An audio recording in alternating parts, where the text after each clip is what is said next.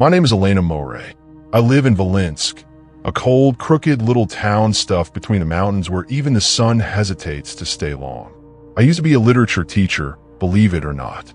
I spent my days with dusty books and quiet students, sipping weak tea and correcting grammar. But life, as it often does, tore that version of me into pieces.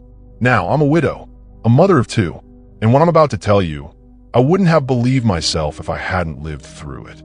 Before we begin, go ahead and like this video, tell us where you're watching from, subscribe if you haven't, and share this testimony with someone who needs a reminder that God is real. And hey, if you have a story that proves God showed up for you, drop in the comments. We want to read it. Someone out there needs to hear what you've been through. This testimony is not for the faint-hearted. It's strange, it's real, and it proves God sees everything. Volinsk isn't the kind of place you'd find on a map unless you were looking for trouble or trying to disappear. People here still spit 3 times when a black cat crosses the road.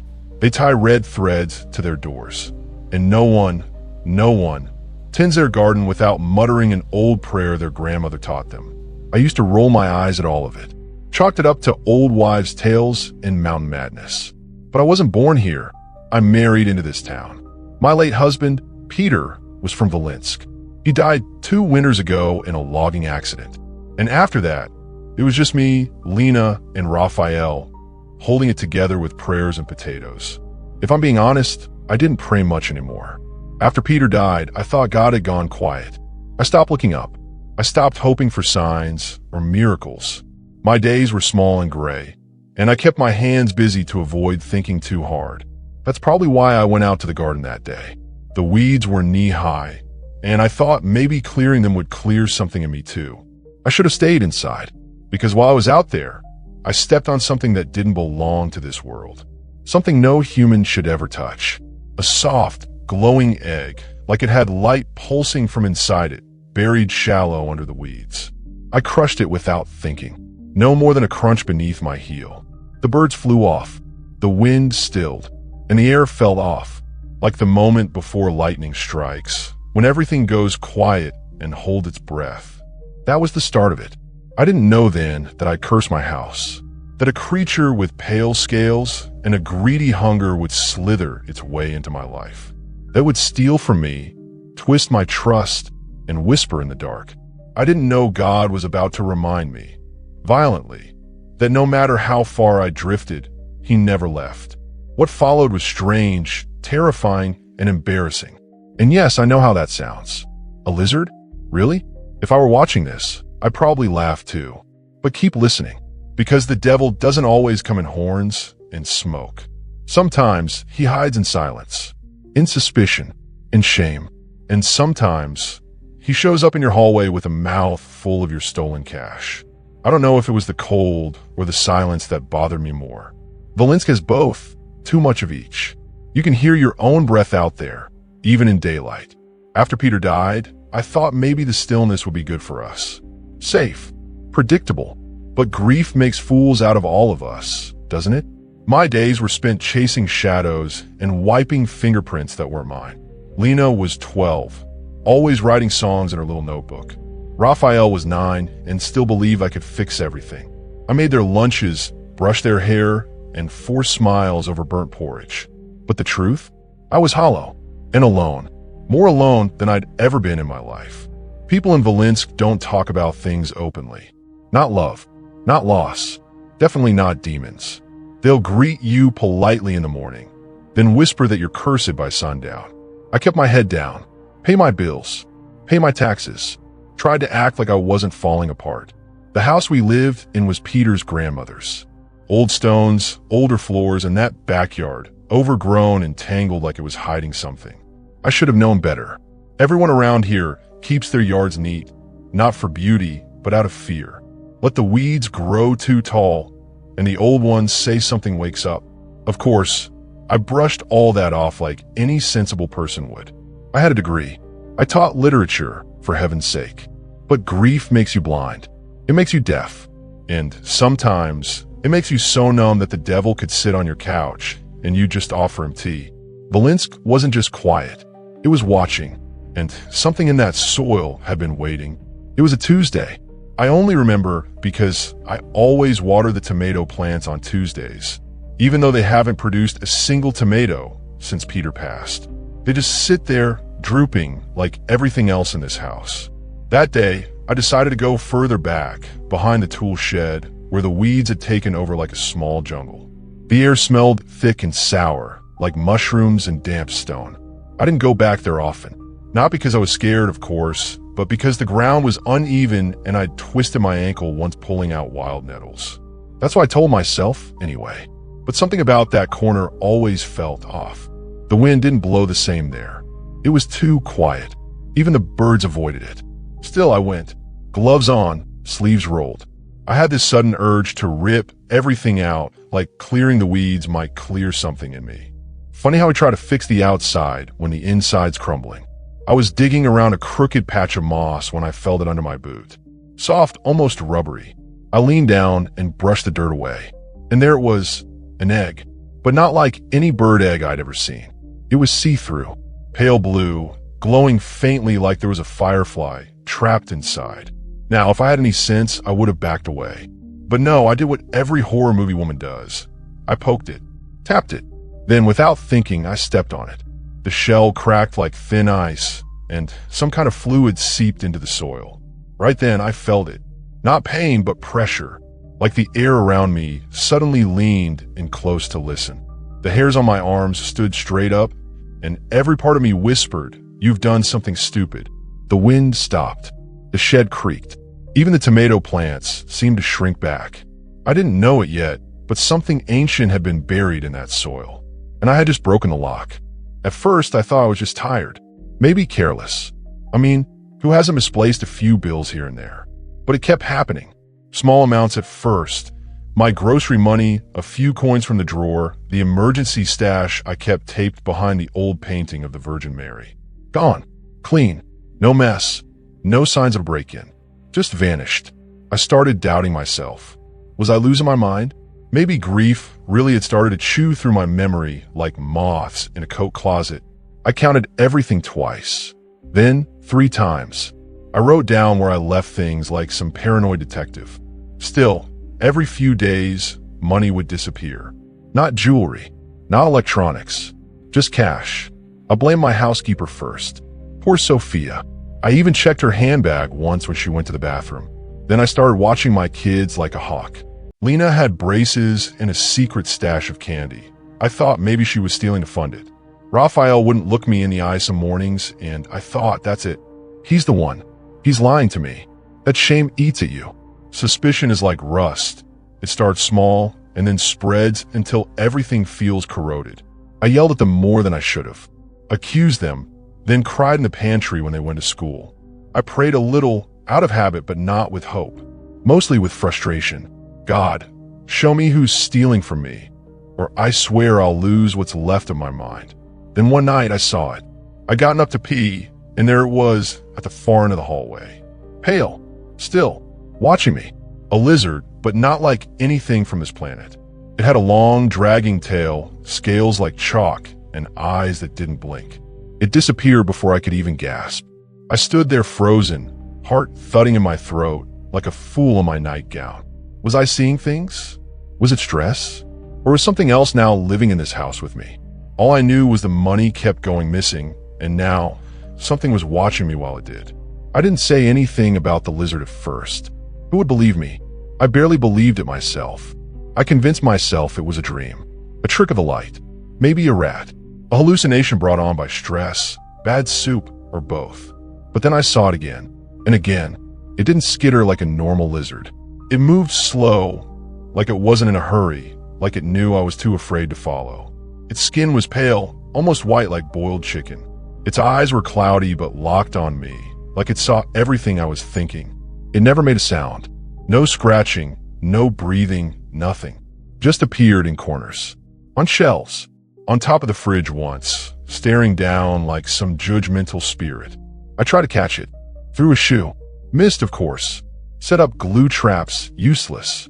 It was never where I left them. I even borrowed my neighbor's cat for a few days, and the poor thing wouldn't stop hissing at the walls. Then it ran away. Smart cat. At night, I started hearing shuffling. Not loud, Soft. Intentional. Like someone dragging dry leaves across the floor. Once I woke up to the sound of my bedroom drawer opening click. I turned on the light and nothing was there. But the envelope of emergency money was gone. Gone again. One night I dreamed I followed it. The lizard was dragging a trail of crumpled bills like breadcrumbs. In the dream, I picked one up and it was soaked in something thick, smelled like metal. When I turned it over, it had teeth marks. Human ones. I woke up sweating, heart pounding. That was the night I stopped blaming the kids. Stopped blaming Sophia. Whatever this thing was, it wasn't stealing out of greed. It was stealing out of hunger. I remember standing in the hallway that morning, staring at the corner where I saw it last, and saying out loud like a lunatic, "You think you're clever? Well, I'm not crazy, and I'm not afraid." Which of course was a lie. I was terrified, and it knew. I didn't pray before bed that night. I like to say I did, that I was a faithful woman holding on to hope, but the truth is I was too tired and too angry.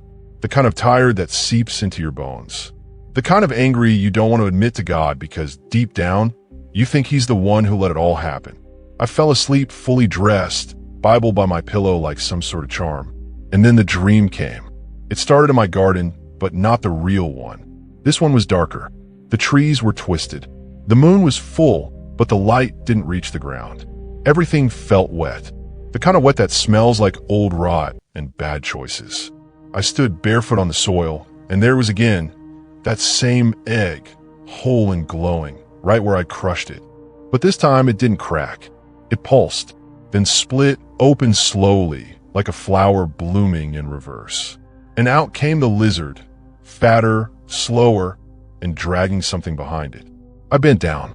Bills. Hundreds of them, crumpled and soaked. Some chewed, some torn. My missing money. I could see my handwriting on one of the envelopes. Then the thing looked up at me, and I swear it grinned. With a mouth full of my money, it spoke. Its voice didn't sound like a hiss or a growl. It sounded like paperwork, cold, dry, boring. You opened the ground. I opened your house. I couldn't move. I wanted to scream, but I was frozen. And then I heard another voice, not the lizard's. Clear, stern, familiar. Call on me. Just that. Nothing else. But it cracked through the fear like lightning in a blackout. I woke up with a gasp, like I'd been pulled out of deep water. My pillow was soaked in sweat. The Bible was on the floor. And for the first time in years, I dropped to my knees and didn't care how foolish I looked. I prayed like my children's lives depended on it. Because I finally understood, maybe they did. That night, I didn't sleep. I couldn't. Something in me had shifted. That dream, it wasn't just nonsense from a tired mind. It was a warning, a wake-up call. Whatever was in my house wasn't just stealing money. It was stealing peace, trust, and whatever bits of sanity I'd left. I walked around the house with my Bible in one hand and a mug of cold coffee in the other. Lights on in every room. I even sprinkled the last of the holy water my aunt had given me years ago, back when I still roll my eyes at such things. I wasn't rolling my eyes anymore. Then around 3 a.m., because of course it had to be 3 a.m., I heard it. A soft scrape. My bedroom drawer clicking open. Again, I didn't hesitate.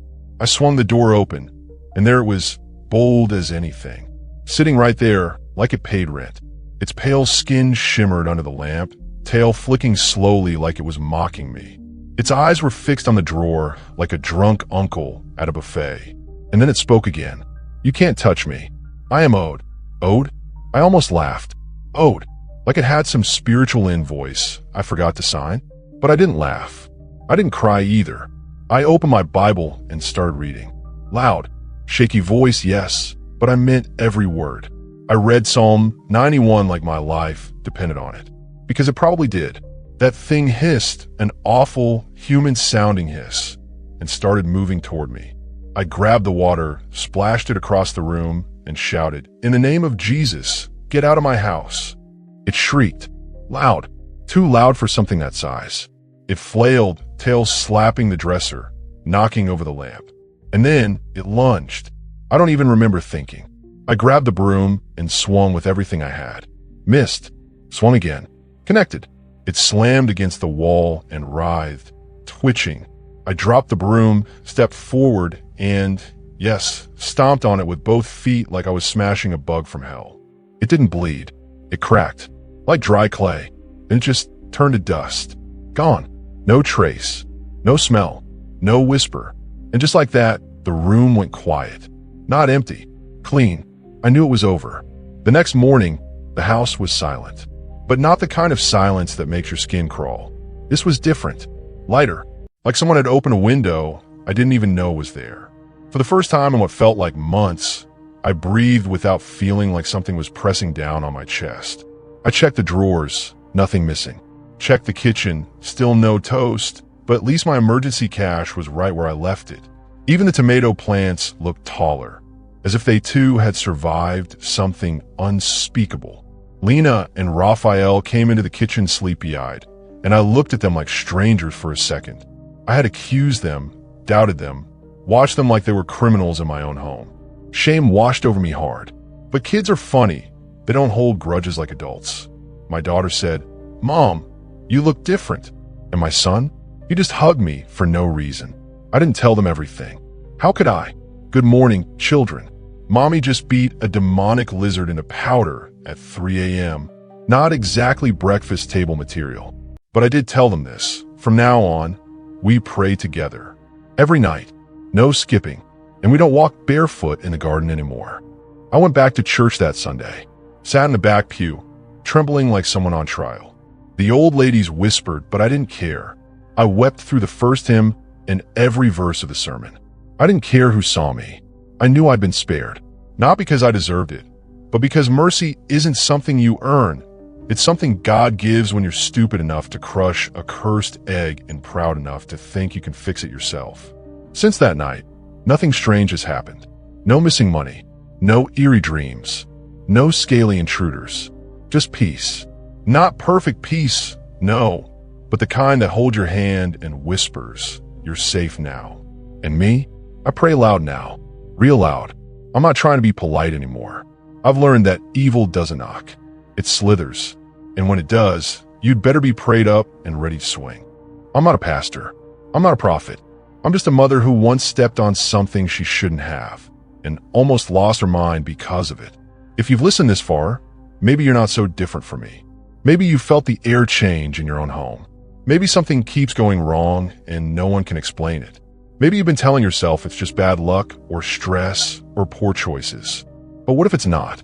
What if the enemy doesn't knock with horns and red skin, but with silence?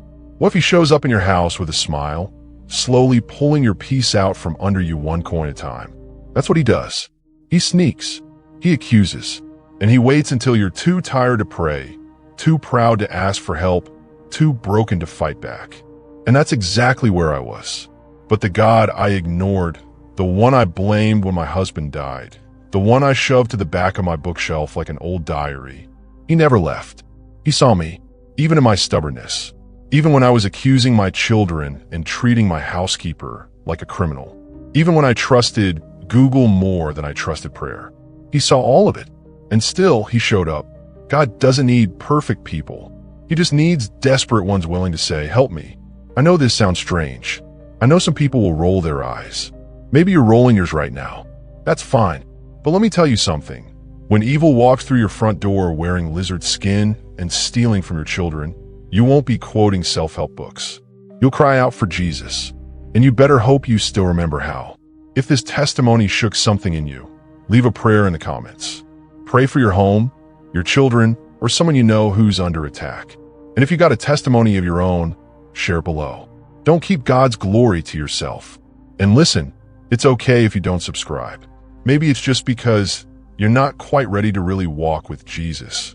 Or maybe deep down, you still don't believe he does miracles. But if you do believe, if you know he's real, prove it. Hit that subscribe button, share this video, and never forget, God sees all. So here's my advice, whether you want it or not. Don't wait until your peace is gone. Don't wait until something's breathing in your hallway. If your house feels heavy, if your life feels cursed, pray anyway. Even if you're angry, even if you feel ridiculous, because he sees it all. Every penny, every tear, every foolish step, and he's not afraid of lizards.